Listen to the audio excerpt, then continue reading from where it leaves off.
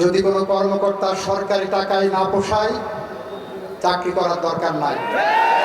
দল করতে এসে কোটি কোটি টাকার মালিক হওয়ার স্বপ্ন থেকে থাকে, তার দল করার দরকার নাই। কেউ যদি ঘোলা পানিতে মাছ শিকার করার চেষ্টা করেন, অশান্ত পরিবেশ তৈরি করার চেষ্টা করেন, আমরা আইনের কঠোর প্রয়োগের দিকে যাব। শৈলকুপায় সারের ব্যাপারে অনেক বদনাম আছে। আমরা আপনাদের আশ্বস্ত করতে চাই,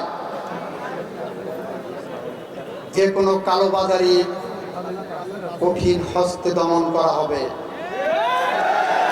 এখান থেকে কেউ পার পাবেন না। আরেকটি কথা, আপনার চারপাশে যদি মাদক সেবী, মাদক কারবারি, মাদকের সাথে সম্পৃক্ততা আছে এরকম কারো খোঁজ সন্ধান পান, অনতিবিলম্বে প্রশাসনকে জানাবেন, আমার বিএনপি নেতৃবৃন্দকে জানাবেন। তাতেও যদি সাহস ভরসা না পান, আমার মোবাইলে একটা SMS করে জানাবেন। আগামী 6 মাসের মধ্যে শৈলকুপার মাদকের 20 দাঁত আমরা ভেঙে ফেলতে চাই।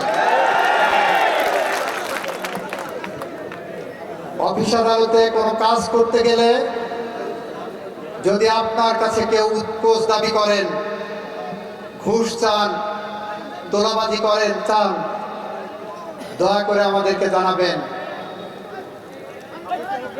আমরা সেগুলোর সমূল উৎপাটন করব। যদি কোনো কর্মকর্তা সরকারি টাকায় না পোষায়, চাকরি করার দরকার নাই। যদি কোনো দলের নেতাদের দল করতে এসে কোটি কোটি টাকার মালিক হওয়ার স্বপ্ন থেকে থাকে, তার দল করার দরকার নাই।